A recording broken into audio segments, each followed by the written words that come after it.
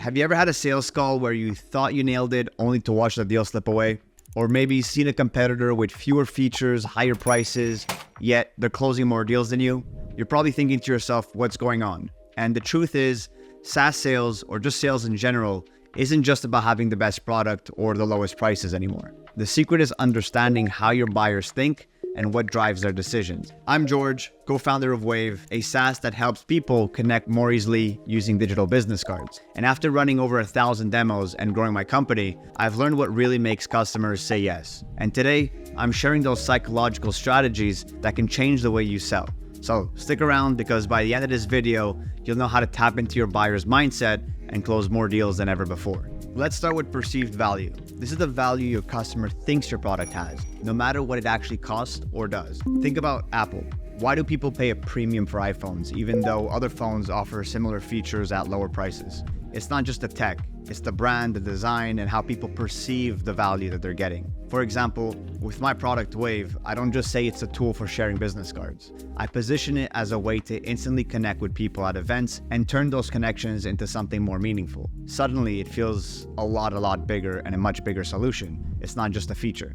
So instead of focusing on features, pinpoint the outcomes. Rather than saying this tool helps automate your email follow-ups, frame it as this tool frees up 10 hours of your week so you can focus on closing bigger deals. Now, understanding perceived value is important, but it's just a start. Let's talk about another powerful concept that can really push your prospects towards a decision: loss aversion. All right, so the loss aversion principle is one of the most powerful psychological tools in sales. People fear losing something more than they want to gain something new. That's why highlighting the potential loss from not using your product or service can be more effective than talking about the benefits alone. For example, in one of our demos, we didn't just say our digital business cards can help streamline networking. Instead, we say, you might be missing out on hundreds of valuable leads at your next event by collecting those paper business cards or just adding people into the abyss of contacts in LinkedIn. So let's take another example.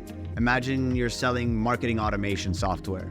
You could say this tool increases your lead conversion rates by 10%, but instead, say something around the lines of, by not automating your marketing, you're potentially losing on hundreds of leads to competitors every month. The fear of losing those leads will drive action. When you pitch, frame your product in terms of the risks of not using it. Position it as a safeguard against those lost revenues, wasted time, or missed opportunities. So now you've got your prospect worried about what they might lose. But what really seals the deal? Showing them that everyone else is already on board. So let's talk a bit about social proof. Humans are social creatures, and the herd mentality is deeply ingrained in our decision making. When people see others, especially peers or competitors, using a product successfully, they're more inclined to do the same. Social proof is a sales superpower. At Wave, we share use cases and case studies on how other well-known companies are utilizing our services, along with references and testimonials. When a potential customer sees that other companies are using Wave and how they're using it, it makes their decision-making process a lot easier. Imagine you're selling HR software to small businesses. You could say, join over 500 small businesses who've simplified their hiring process with our software.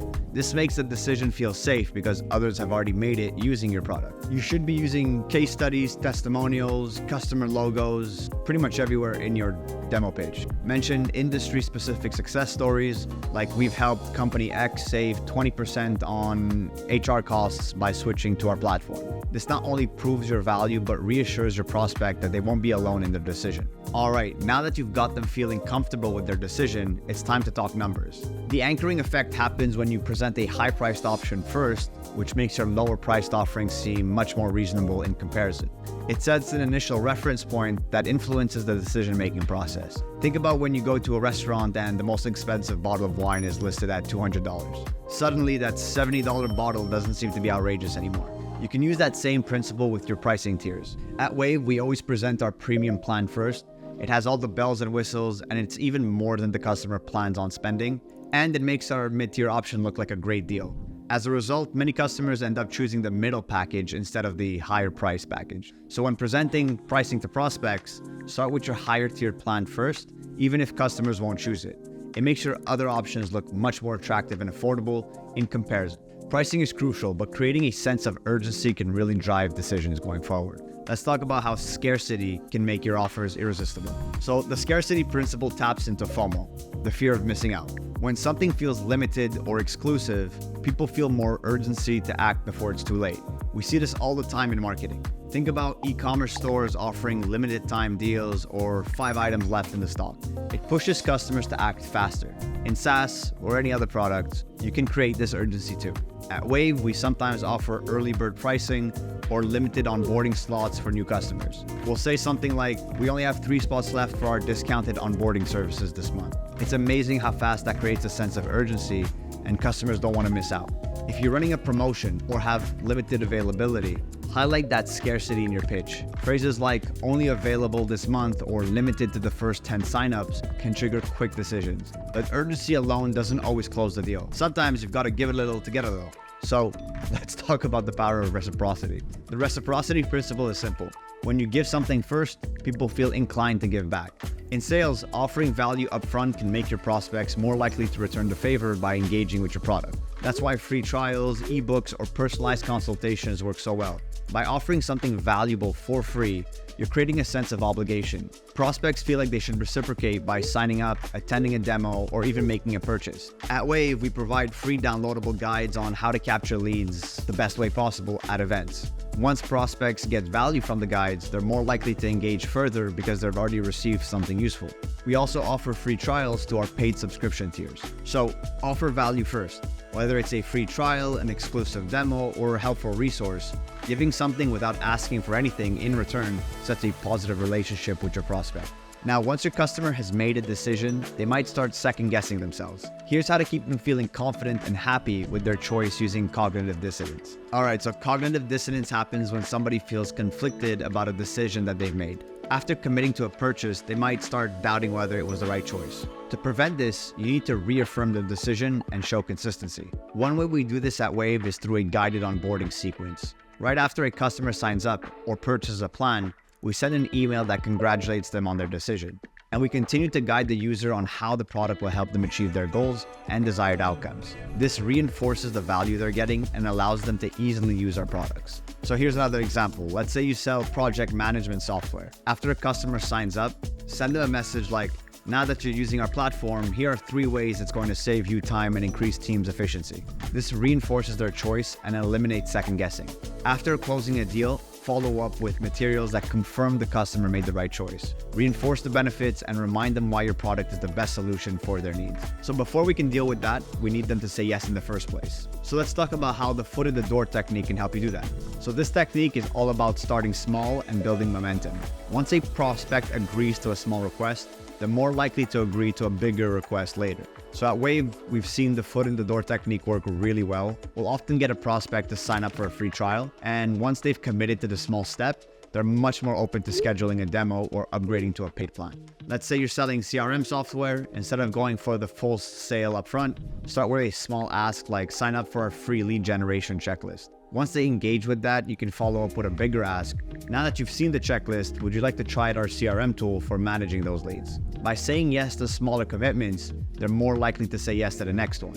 So break your sales process into small, easy steps. Get a yes on something minor first, like signing up for a newsletter or downloading a resource. Then build from there towards the ultimate goal of closing the sale. But how do you get them to choose the option you want them to choose? So that's where the decoy effect comes in. So the decoy effect works by offering an option that serves as a comparison point, making the option you want your prospect to choose appear more attractive. So this decoy option is going to steer their decision-making in a way that feels logical to them. So for example, in SaaS, you can use this by structuring your pricing tiers in a way that makes your preferred plan look like the best deal ever. Imagine you're selling an email marketing platform. You could offer a basic plan with limited features for $20, a pro plan with all the core features for $50, and a Teams plan with advanced features for $200. The enterprise plan acts as the decoy, making the pro plan look like the perfect middle ground in terms of value and affordability. Typically, you want to offer 3 pricing tiers and ensure that the middle tier, the one you want most customers to choose,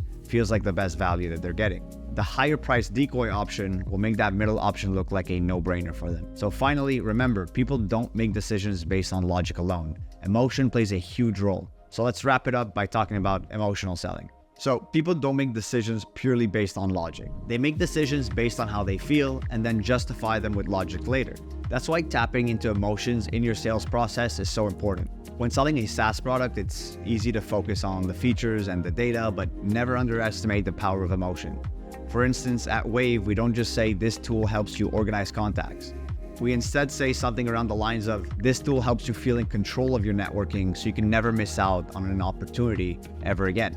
That taps into a deeper emotion, a deeper need, the fear of missing opportunities, the fear of missing a contact, a potential deal, a potential investor, a potential new connection. So another example would be, let's say you're selling a time tracking tool. You could talk about how it helps businesses track hours more accurately, but instead you should try a more emotionally charged message like, imagine how much less stress your day would be when you can stop worrying about whether your team's hours are being tracked correctly. You'll have some peace of mind knowing that everything is being handled. So that emotion value right there speaks directly to their pain points. The key here is to identify the emotional drivers behind your customers' decisions. Whether it's fear, relief, ambition, or security, craft your message to speak directly to those emotions. Combine the emotional appeal with logical benefits, and that's for sure going to help you seal the deal. Now that we've covered these strategies, let's quickly recap the psychological principles. So focus on perceived value, highlight losses over gains with loss aversion, leverage social proof to influence decision-making,